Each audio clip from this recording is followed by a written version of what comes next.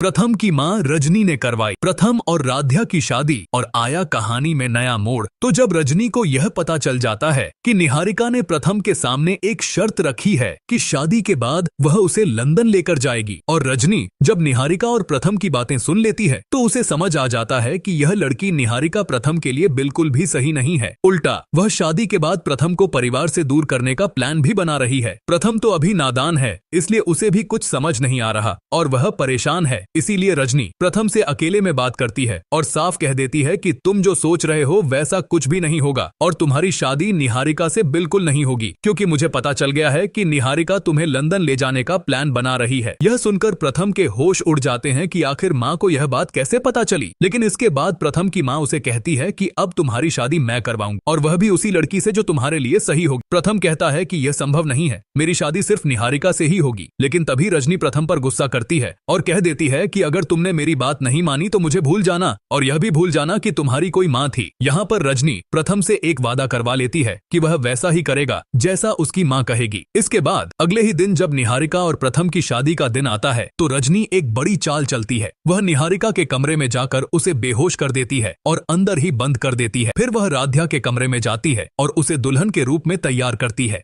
रजनी राध्या से कहती है कि अब मंडप में निहारिका की जगह तुम जाओगी और आज प्रथम से तुम्हारी शादी होगी। यह सुनकर राध्या के भी होश उड़ जाते हैं, लेकिन रजनी बहुत मेहनत से उसे मना लेती है। इसके बाद जब राध्या दुल्हन बनकर नीचे जाती है तो सभी के होश उड़ जाते हैं। दादी बहुत गुस्सा होकर पूछती हैं कि यह क्या हो रहा है, निहारिका कहाँ है। तभी रजनी सबको कह देती है कि निहारिका शादी को बीच में छोड़कर भाग गई है और वह यह शादी नहीं करना चाहती, इसीलिए अब राध्या की शादी प्रथम से होगी। रजनी प्रथम और राध्या की शादी पूरे रीति रिवाज से करवा देती है।